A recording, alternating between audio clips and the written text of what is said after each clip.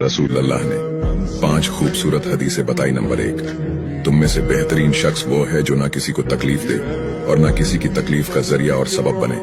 Number 2, जो शख्स दिन में 10 मरतबा सूरतुल इखलास पढ़ेगा, यानी कुल हु अल्लाहु अहद, ये पूरी सूरत पढ़ेगा, अल्लाह ताला जन्नत में उसके लिए महल बना देंगे। नंबर 3, जो शख्स हर फर्ज नमाज के बाद 1 मरतबा आयतुल कुर्सी पढ़ने का मामूल बनाएगा, तो उसके और जन्नत के दरमियान सिर्फ मौत का फासला होगा, यानी वो शख्स मरते ही सीधा जन्नत में जाएगा।